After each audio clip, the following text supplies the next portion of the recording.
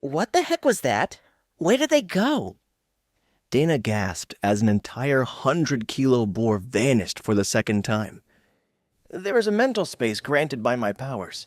That's where Hawk stays when he's not out playing. I can store things in there like meat and it doesn't go bad. There is only one small issue that I found. Only food can go in there. I tried to put my textbooks in and it wouldn't work. But meat can go in and out, no problem. Karl explained. What a strange restriction. But it is for your pet, right? So perhaps it's only things that are good for the pet that can go in and out. Why don't you try with a resource that you know he can't use later and see what happens? Dana suggested. That is brilliant. Perhaps the magic of the beast space will help me learn what will be best for Hawk. Trying to find a way to help him advance more quickly is my current topic of study, other than the basic training. Karl explained. Glad I could help. But shouldn't someone have shown up by now?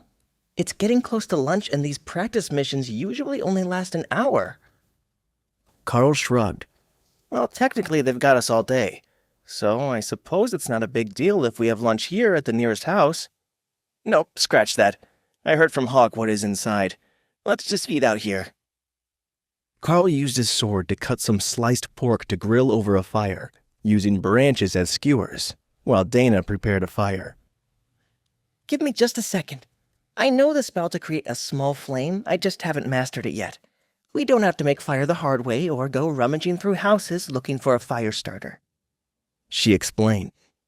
The village had been ransacked by goblins, so whatever they found inside the houses was not going to be pleasant. Dana was aware of the stories about goblin atrocities, but she really was not intending to find out firsthand what it looked like up close. It took 3 tries before she managed to get sparks to form and the dry branches to light.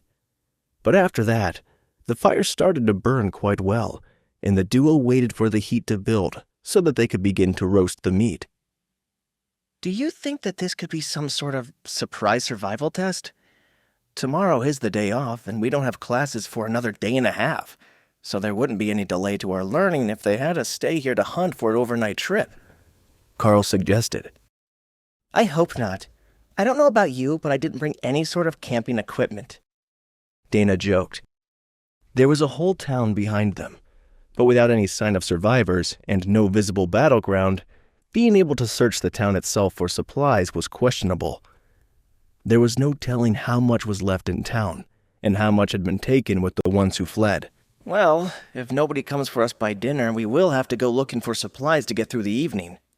I don't know if we want to stay in town, as the ruined town will draw more monsters searching for food. That is a good idea. We should get settled in as if we were waiting for a conventional pickup after a mission. That seems like the best option, since this class is intended to prepare us for rescues and missions after we graduate. Dana suggested.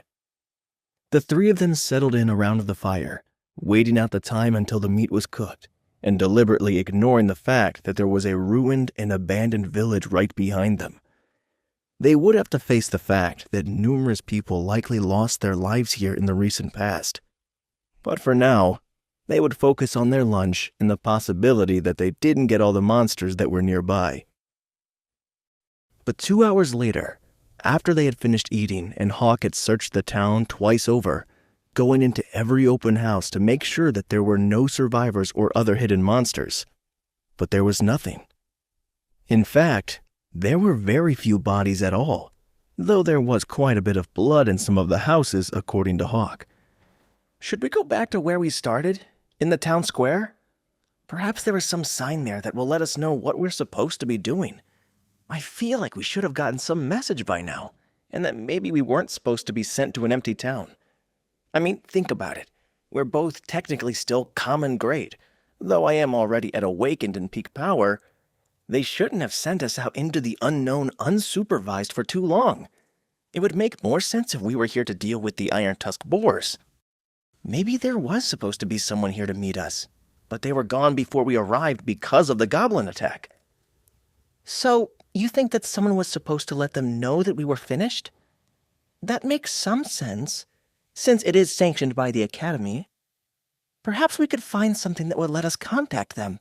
I mean, even a cell phone would do the job, And there should be a working landline in some of the buildings, Dana suggested. Karl got to his feet and sent Hawk back up to scout the town in case there was anything coming for them while they walked back to the town square. It was an eerie feeling now that there was nothing around and moving. No birds, rodents, nothing at all. The town was just completely silent. But there were lights on, so it hadn't been completely destroyed, just left uninhabited. Just as when they arrived, the town square was empty. But now, Karl wasn't looking for monsters, but signs that someone knew they were coming and might have left behind a message for them.